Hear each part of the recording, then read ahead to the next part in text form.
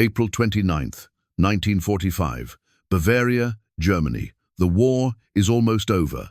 But here, in a field turned to mud by spring rain, one German soldier has never been more afraid. Werner Müller is on his knees. His uniform, once proud, once pressed, is now soaked and torn. His hands tremble, not from cold, but from terror. The kind that crawls up your spine when you realize history has reversed itself, because standing above him is a man Müller knows, an American, Captain Thomas Fitzgerald. 8 months ago, their positions were reversed. Müller held the keys to the camp gates. Fitzgerald was behind them, just a number.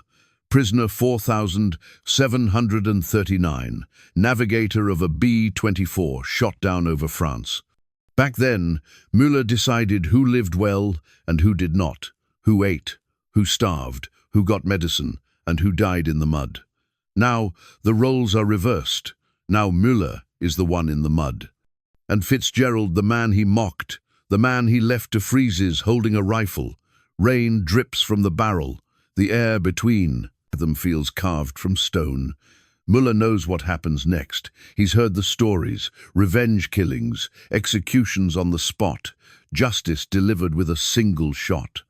And in that frozen silence, he closes his eyes, waiting for the sound of the trigger.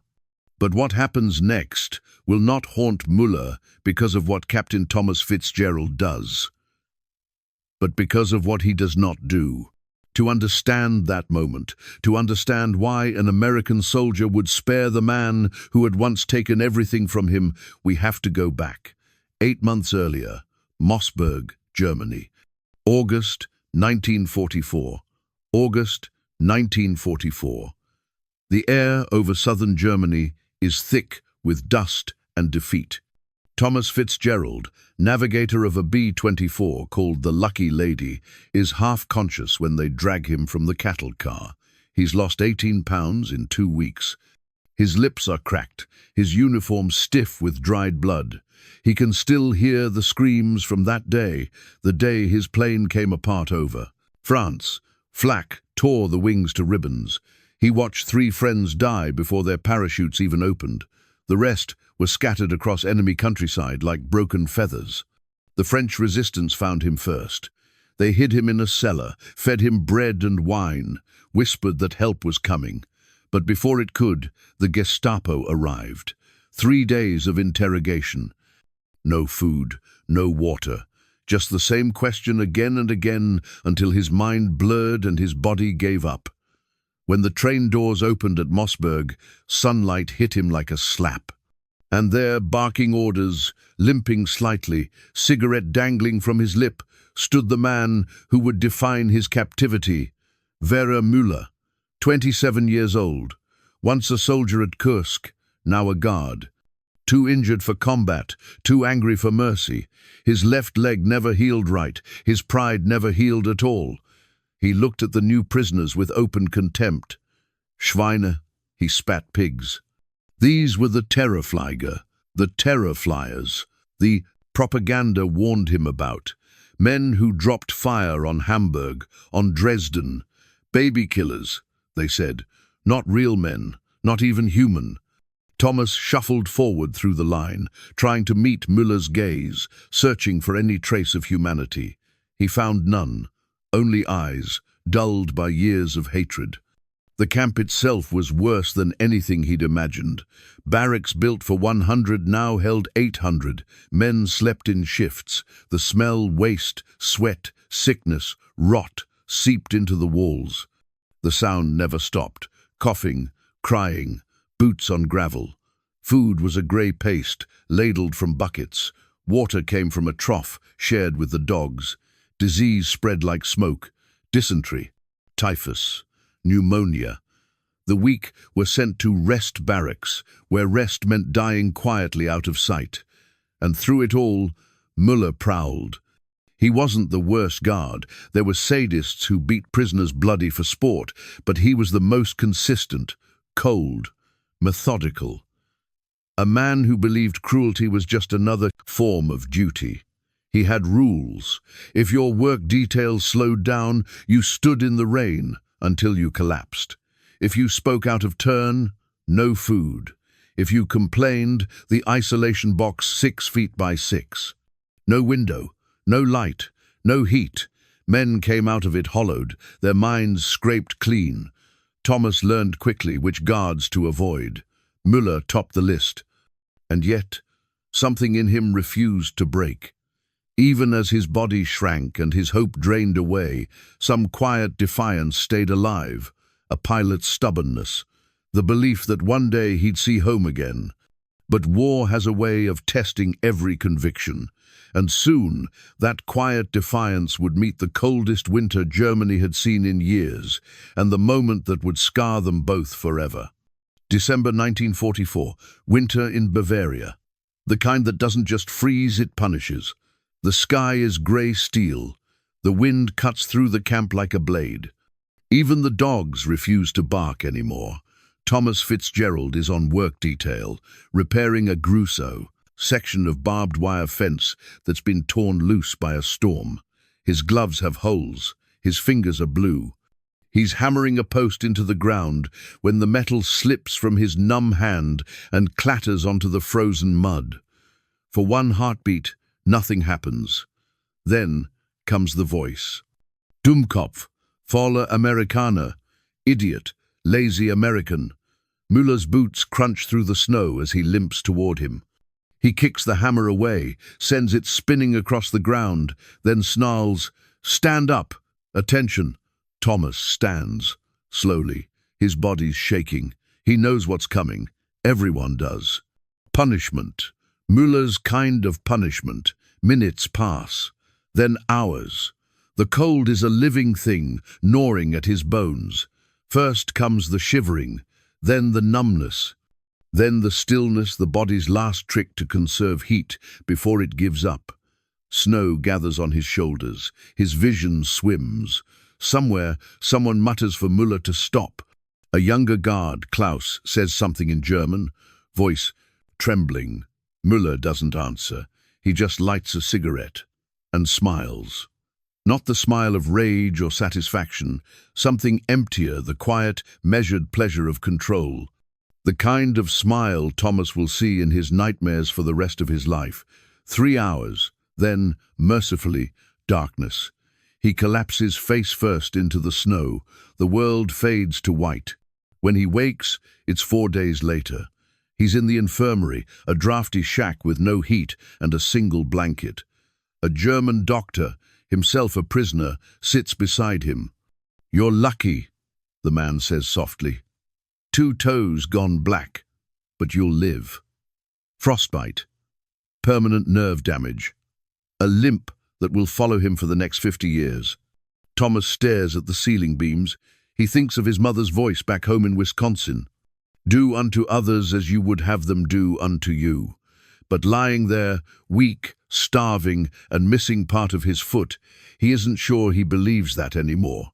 He makes a promise to himself. Instead, if he survives this, if he ever sees that man again, he doesn't finish the thought, because he already knows what it means. He closes his eyes, and somewhere outside, Müller's boots crunch through the snow, still pacing, still in control. For now. April 29th, 1945.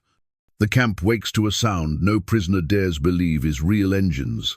American engines, the low growl of tanks rolling across wet fields. At 10:43 a.m., the gates of Starling 7A crash open under the weight of the 14th Armored Division. And for the first time in 8 months, Thomas Fitzgerald hears English shouted without fear. "Get the medics in here. Food trucks next. Open every gate." The noise rises like thunder. 76,000 prisoners pour from the barracks, screaming, crying, laughing. Men who haven't smiled in a year hug strangers, rip down fences, fall to their knees in disbelief. The guards scatter like ghosts at daylight. Some throw down their rifles. Some run for the woods. Some strip off their uniforms and blend into the chaos. Werner Müller is one of them. He's been planning this moment for weeks. a stolen civilian coat. Fake papers, a story rehearsed a dozen times. He throws off his uniform, stuffs it under a bunk, and joins a line of prisoners heading for the main gate. He smells of sweat and fear and the dead man whose jacket he's wearing. For a moment, it almost works. Then comes a voice. "Hey you, stop." An American military policeman grabs him by the shoulder. "Show me your hands." Müller hesitates, then extends them. Soft, clean, the hands of a man who hasn't done hard labor. The MP narrows his eyes. "Not starved either. What's your name?" Müller says nothing. The silence answers for him. They find the Wehrmacht papers still in his pocket, his one mistake. He'd meant to burn them. He'd forgotten. Zip ties bite into his wrists. He's thrown into the back of a truck with 24 other captured guards. Rain pelts the open truck bed. The water pools under his knees. They're driven to a makeshift processing yard. German guards on one side, liberated prisoners on the other, separated only by a single run of barbed wire. Across that fence, laughter. Cheers. Behind it, the hollow eyes of men who once held the power. Müller scans the crowd, terrified someone will recognize him. And then he sees him, Thomas Fitzgerald. He's thinner than before, but standing taller somehow. His face gaunt, his frame weak, but his presence unbroken. Even the limp, the one Müller gave him, seems to carry authority now. Their eyes meet. For a second, neither moves. Then Fitzgerald begins walking toward the fence. Every step is deliberate, measured. Müller's stomach twists. He knows what's coming. "Please," he mutters under his breath. "Please." By the time Fitzgerald stops, only a few feet of wire separate them. Rain trickles down both their faces. "I know you," Fitzgerald says quietly. "You left me in the snow 3 hours in December." Müller's throat locks. He nods, barely. "My toes still don't have feeling," Fitzgerald continues. "Doctor says they never will." Silence, just the hiss of rain on mud. Fitzgerald's voice stays calm, almost steady. "I thought about this moment. For 8 months. What I'd do if I ever saw you again." Müller braces himself. "This is it. Identification. Trial. Rope." He blurts out, "Please. I was following orders. I had a sister, had no choice." Fitzgerald's jaw tightens. "You had choices," he says. "Every single day you had choices." He takes one slow breath, then he steps back, turns, and walks away. No shouting, no accusation, no vengeance, just a quiet decision that leaves Müller shaking harder than any beating could. He watches the man limp into the crowd until he disappears, and something inside Müller breaks. Not from fear this time, from shame. Müller expected death. Instead, he got mercy. The Americans didn't beat him, didn't starve him, didn't strip him naked in the cold, as the Germans had done to their captives. They processed him, efficiently, quietly. A medical exam. Clean clothes, a bunk, an actual bunk with a mattress and a blanket that didn't stink of rot. The food shocked him more than the capture. Soup, bread, sometimes even cheese. He hadn't tasted cheese since 1943. He was a war criminal in all but name, and yet his captors treated him like a man. At first, he told himself it was propaganda, some trick for the cameras, a performance for history. But weeks passed. The kindness didn't stop. He gained weight. He slept through the night. No boots on the floorboards, no screams, no fear. And slowly, something far worse than terror began to set in. Realization. Because the Americans weren't just feeding him, they were dismantling everything he'd believed. In July, they gathered the prisoners in the camp mess hall and played newsreels. No commentary, just film. The liberation of Dachau, Bergen-Belsen, Auschwitz, mountains of bodies, survivors who looked like ghosts. Bulldozers pushing corpses into pits because there were too many to bury by hand. The American lieutenant showing the film didn't raise his voice. He just said, "This is what you fought for. This is what was done in your name." Müller couldn't look away. He had heard rumors. Everyone had. But seeing it, broke something permanent. The difference between him, a guard at Stalag 7A, and those men in the footage, the SS at the death camps, wasn't kind, only degree. That night, he couldn't sleep. He thought of Taylor, the young American gunner who had coughed blood, while Müller laughed, 23 years old, dead in the cold because one man said no to mercy. For the first time in years, Müller cried, not from fear, from recognition. He wrote a letter that night, not to anyone, just to himself. I was wrong about everything, about the war, about the Americans, about what it means to be strong.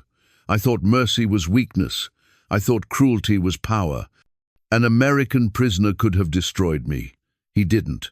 I don't understand mercy that isn't earned. But maybe that's what winning should look like.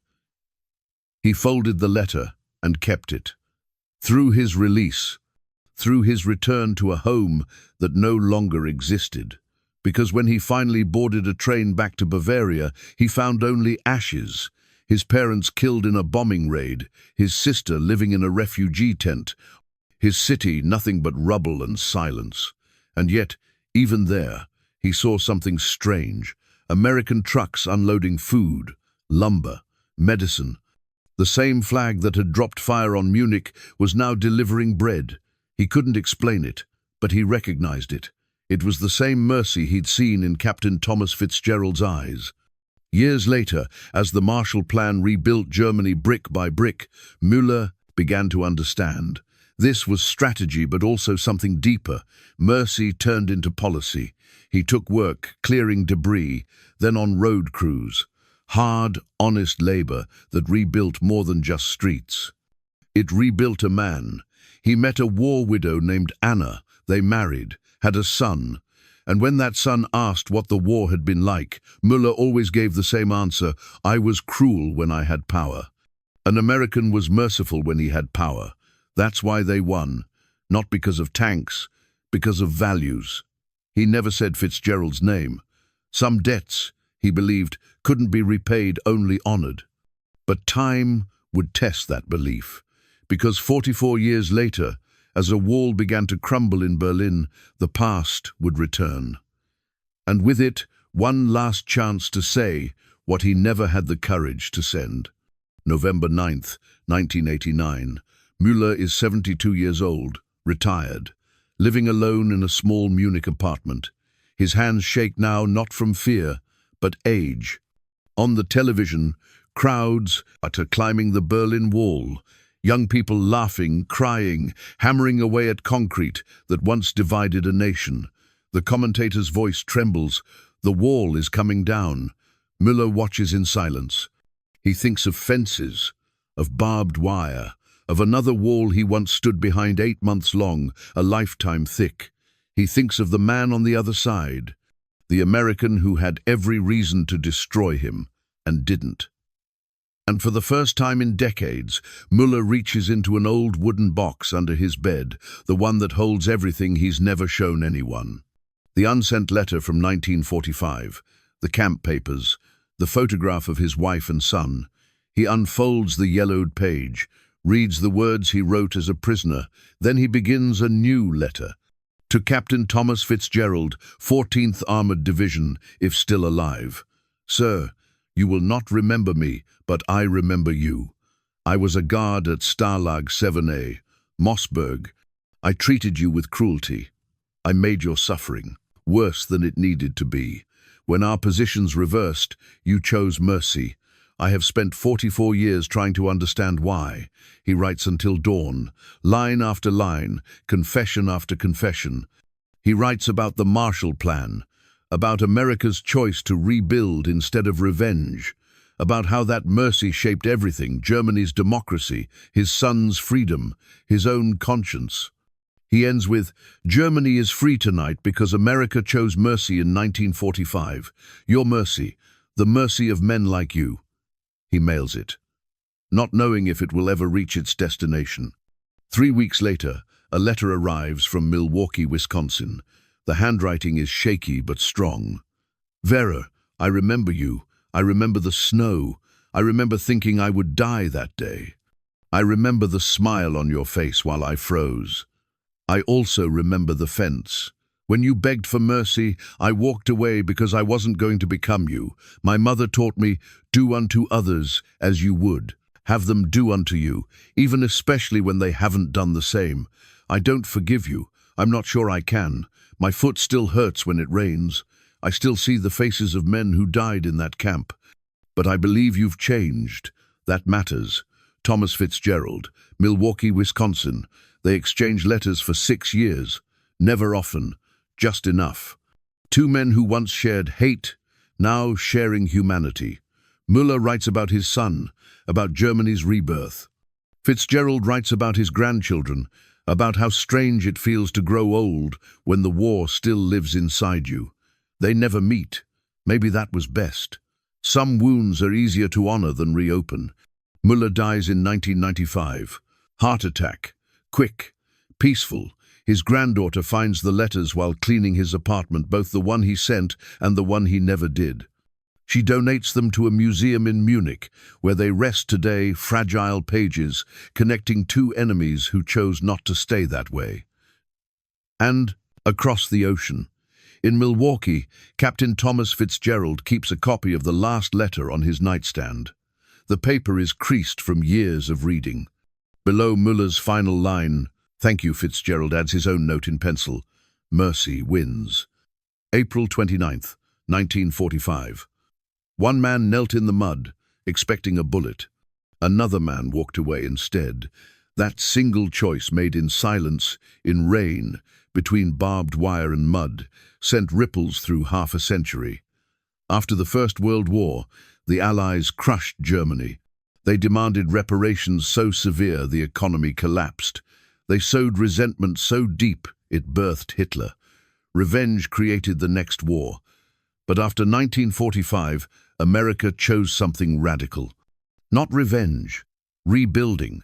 They fed the people who had been their enemies. They rebuilt the cities they had bombed. They treated the prisoners who had abused their own as human beings. And the result was not weakness. It was victory of a different kind. 400,000 German prisoners of war were held by America. 99.4% survived.